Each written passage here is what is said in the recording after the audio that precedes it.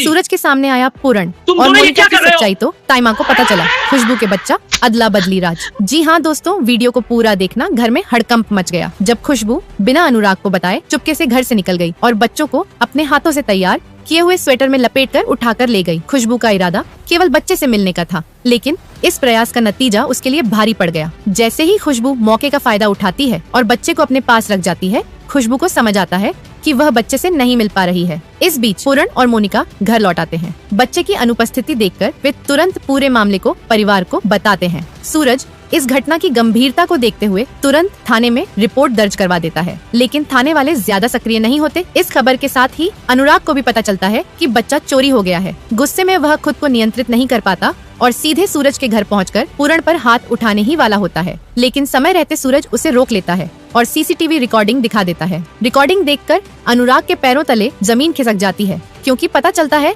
कि बच्चा चुराने वाली कोई और नहीं बल्कि उसकी ही पत्नी खुशबू थी। अनुराग शुरुआत में तो शांत होने का नाटक करता है, लेकिन फिर तुरंत खुशबू के पास पहुंच जाता है। खुशबू ने बच्चा कुछ दिनों के लिए अपने घर में रखा था। माँ की ममता के चलते वह बच्चा मोनिका के बच्चों से बदलकर अपने पास ले आई थी, ताकि उसका दिल शांत हो सके।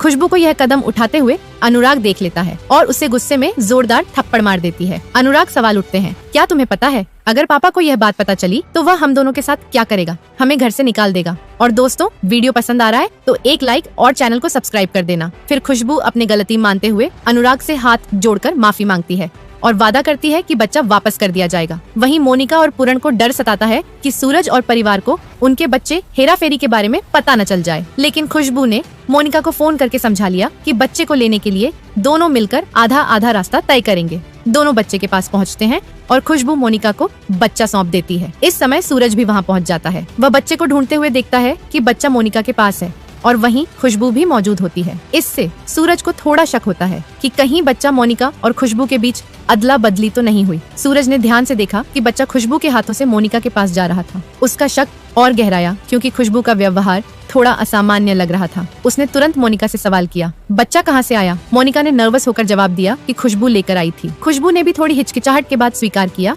कि उसने बच्चे को अपने पास रखा था, लेकिन सिर्फ उसकी सुरक्षा और प्यार के लिए, क्योंकि मैंने देखा कुछ गुंडे लोग बच्चा को चुराने वाला है, इसलिए। और यह बात बोलकर खुद को बचा लेती है। सूरज ने गहरी सांस ली और स्थिति को संभालते हुए कहा, हमें अगली बार ऐसा नहीं करना चाहिए। बच्चे की सुरक्षा सबसे अहम है। अब सवाल ये है कि क्या सूरज को इस पूरी हेरा फेरी की सच्चाई पता चल पाएगी? कमेंट में अपना राय जरूर दें।